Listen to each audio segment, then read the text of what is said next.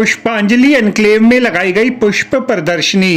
विश्वासनगर विधानसभा क्षेत्र अंतर्गत आने वाले पुष्पांजलि एनक्लेव के बाहुबली पार्क में इंद्रप्रस्थ हॉर्टिकल्चर सोसाइटी द्वारा 28वां पुष्प प्रदर्शनी का आयोजन किया गया। इस अवसर पर बड़ी संख्या में लोगों ने आकर पुष्प प्रदर्शनी का अवलोकन किया। यहाँ पर आए हुए आगंतुकों ने पसंदीदा फूलों की विभिन्न प्रजातियों को खरीदकर घर ले जाने का भी उन्हें अवसर प्राप्त हुआ।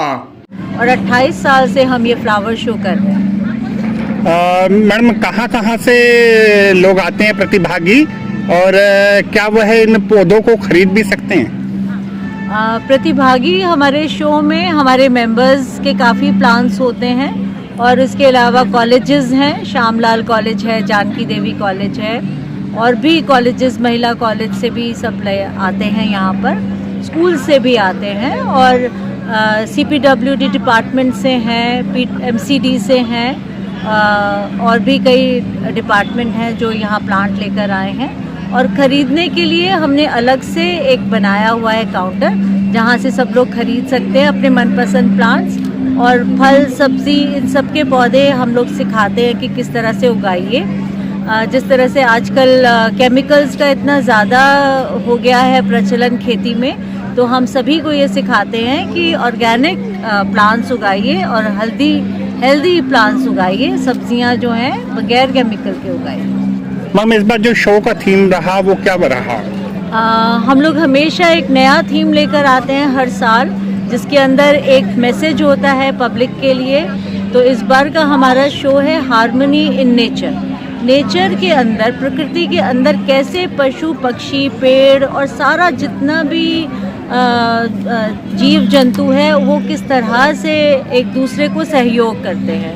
मान लीजिए जो जानवर हैं या पशु पक्षी हैं, उनका जो एक्सक्रीटा होता है वो सॉइल को फर्टाइल बनाता है, उससे पेड़ पौधे स्वस्थ होते हैं। वहाँ कोई पानी देने वाला नहीं है, खाद देने वाला नहीं है, तो वो उनकी मदद करते हैं, और उसके बदले में जो पेड़ हैं, वृक्ष हैं, वो उनको खाने के लिए भोजन देते हैं, फल फूल देते हैं। और फूलों से मधुमक्खी और तितलियों का खाना मिलता है, और उसके बदले में वो लोग उनका प्रोपगेशन करते हैं, शहद बनाते हैं, हमारे भी काम आता है।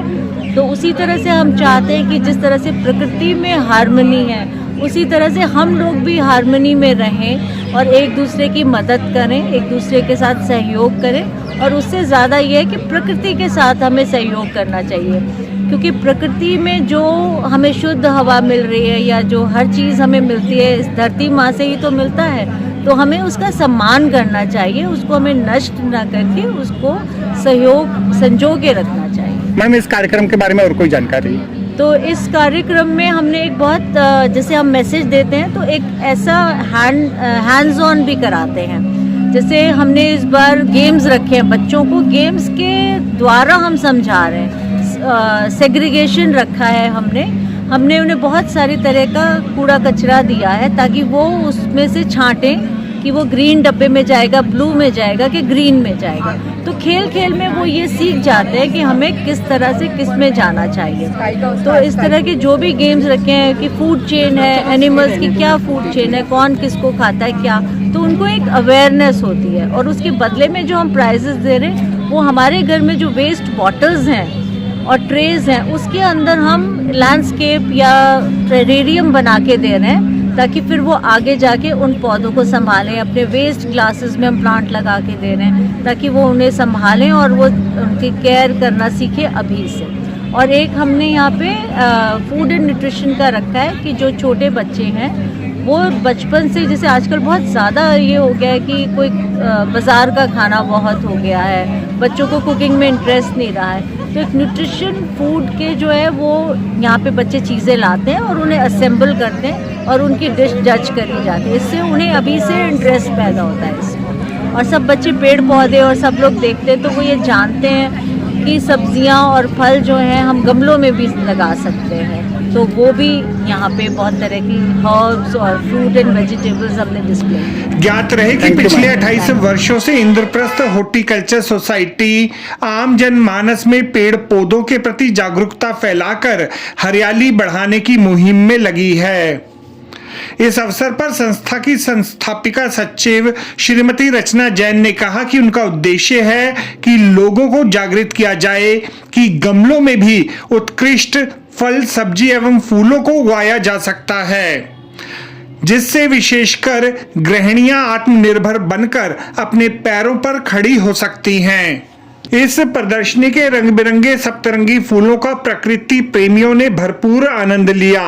पुष्प प्रदर्शनी आयोजकों ने इस मौके पर प्रदर्शनी में आए हुए आगंतुकों से प्रकृति के साथ जुड़कर अधिक से अधिक पेड़ पौधे लगाने की अपील की।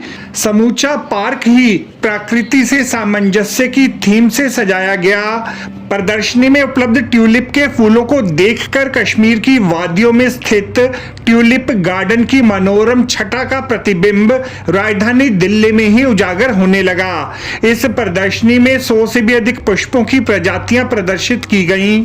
गुलाब, ट्यूलिप, सूरजमुखी, जीनिया, पिटूनिया, मैरीगोल्ड, गेंडा, रोजमेरी सहित कैक्टस की अनोखी प्रजातियों को देखकर उपस्थित आगंतुक हतप्रभ हुए बिना न रहे।